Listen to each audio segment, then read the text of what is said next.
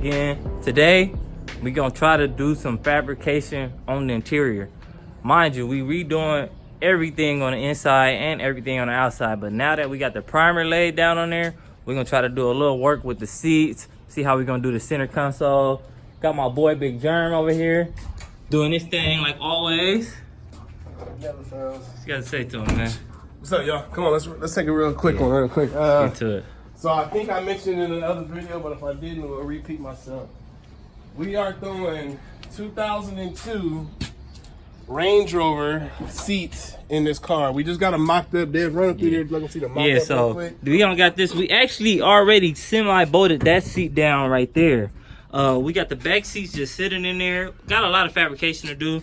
Right now, we about to try to jump start this motor so we can slide this seat back and get it lined up where we could bolt it in. Once we got everything bolted in, we can actually start the process of how we want to design the interior. Now, my boy Big Germ can kind of tell you what we're going to do with it. Tell him what we're going to do with the center console and everything. All right, so basically, we looking at, once we get these seats lined up, we're going to start from the front head of the unit. As you see that little glove compartment box right there, more than likely that's probably not going to be used no more. We're going to seal that off so it's 100% just locked in. And let's straighten this out a little bit. Straighten it out a little bit. So in between here, the reason why we need to mount these before we start doing all the custom center console is so that we know exactly where these stand. Like Dev said, this one is locked in right here. We just locked this one in as far as the front goes. We're going to be running the center console from the front. It's going to have just a little small curve appeal. It's going to have a drop. It's going to come back up, loop, and it's going to have, it's really hard to discuss, but it's going to come all the way back to here. So pretty much what it's going to be doing is coming from, we're going to have a center console coming from this area of the glove compartment, pretty much running through this little valley between the seats. Back. All the way back to the middle of the seat. Yeah, and we're gonna put some cup holders in it. Some monitors, and some little bit of everything. USB chargers, the whole shebang. All the stuff you can get off of Amazon is super cheap, like air vents and all that type of stuff. And so we're taking the negative and positive. There's two prongs inside here. You can't really go wrong with either or that you touch. What's going to happen is either going to reverse, and the seat is going to go back or forward. And we want the seat to sit all the way back so that we can sit it in. And we'll know that when we set it, it's all the way back and we can move it forward when need to. So you just touch those two like that there. Try your best not to touch these two wires together. Oh, it's going to be a goddamn problem. Damn. Yeah, that's all the way back. And that's it. So she's all the way back. I suggest y'all don't try that at home because we definitely not home right now. We in the state of art garage. But yeah, like he said, we about to bend these things out and let's get these things pop, lock, and drop it. Good old trusty single jack. A lot of people get this thing confused with a sludge hammer. Sludge hammers are huge. You bust up concrete. Single jack, motherfuckers. Let's get into the details. Because I don't want y'all to be, I want y'all led in the wrong direction. I want y'all to witness when I bust my damn hand. Trying to do it with one hand.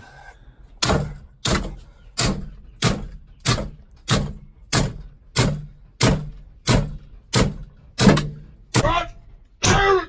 She like she stole some, damn it! I think I'm in the wrong angle.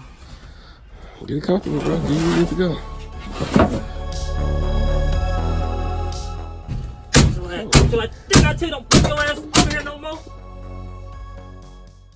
All right, you guys, so real quick, I'm gonna show you guys how we have to cut the tip of these brackets here.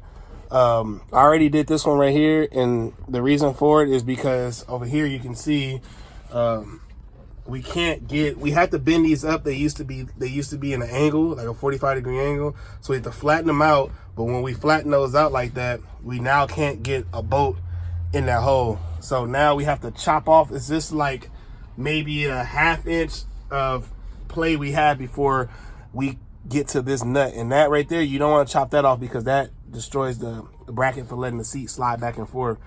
But it seems to work with cutting off about a ½ inch off there. That one clears, so now we gotta chop this over here.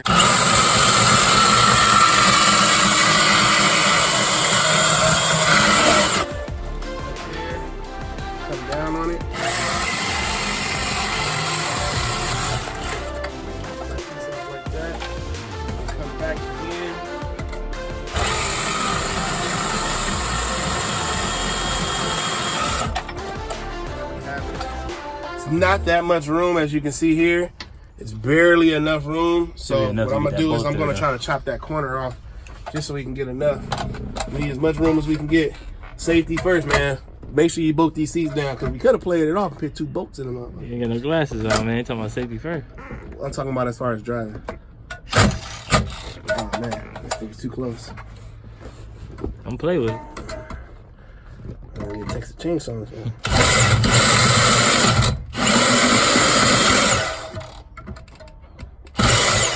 It's probably as much as we're gonna get off right there, and I think I can work with it. If not, we gonna figure something out. Yes, sir. Just like everything else. Now, I hate to break it to y'all, but it's always some trials and error when it comes to the Garage Chronicles. My boy was trying to get the seat to move in different variations. So you just touch those 2 like that there. Try your best not to touch these 2 wires together.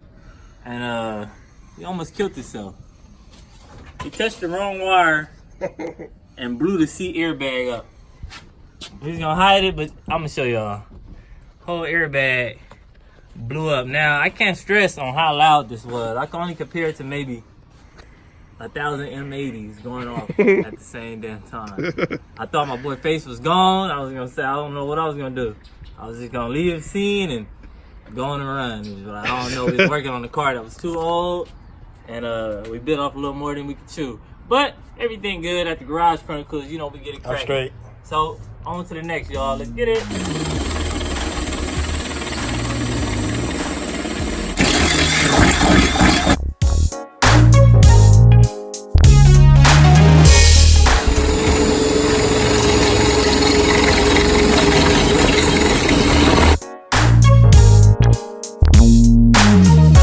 So we got the seats bolted in halfway. They not 100% bolted in. My boy Big Germ in there testing that one out.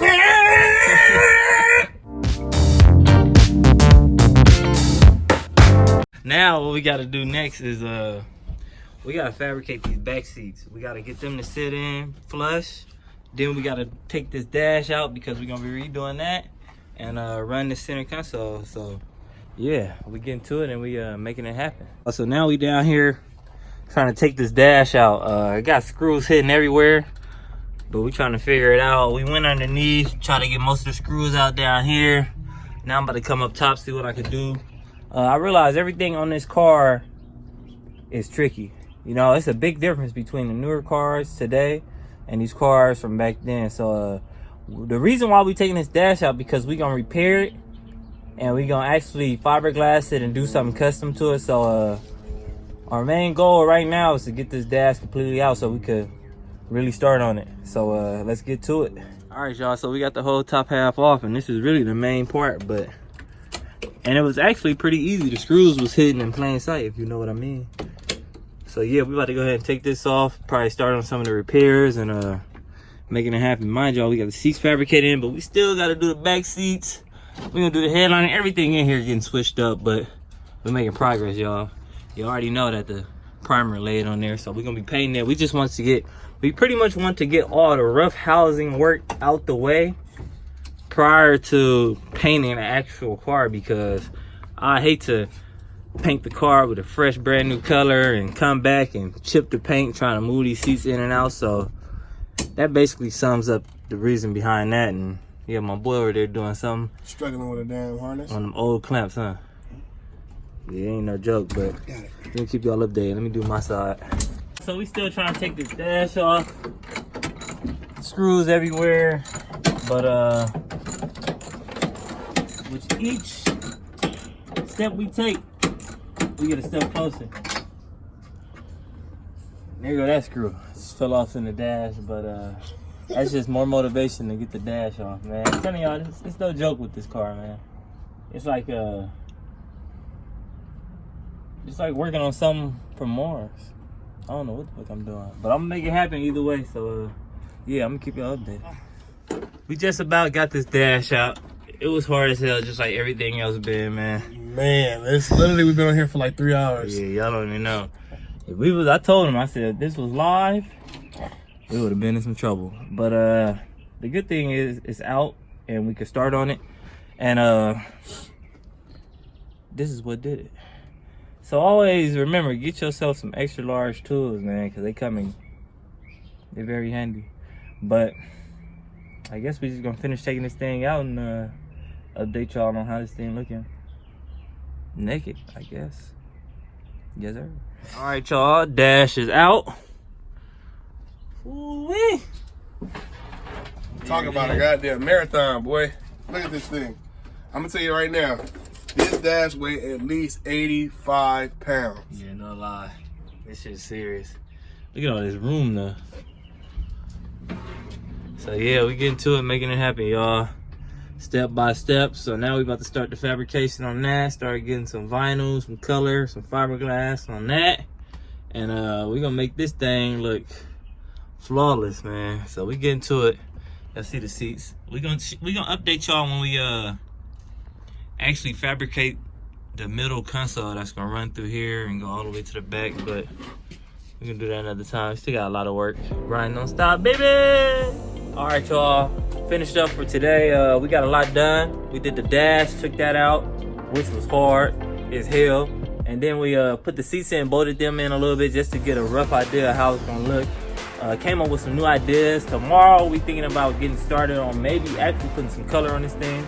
So we put in a lot of work, putting in a lot of hours, making sure this thing come out tip top and perfect. This is like the biggest job we've ever took on. But you know, here at the Garage Chronicles, we don't back down. Yeah, we don't back down from nothing. You always gotta challenge yourself, man. Don't be afraid to challenge yourself. You know, just go at it. Just be active and just hit it. You know, if you don't believe in yourself, you can take something apart, do it anyway. It's the worst that can happen. You fuck it up, take it to somebody to get it fixed. Yeah, that's what it is. Gonna do in the first place. Yeah, right. But everything's looking good, man. We might come back and wet sand this whole thing down and have some color on here before you guys know it, man. And like Dev said, we've been out here fucking kicking ass. It's been a couple days, but we moving forward. And you guys stay with us, and you can see exactly how this project is gonna come out. It's looking real good. That being said, thanks for watching. Like and subscribe. Yep. And That we bell out. icon.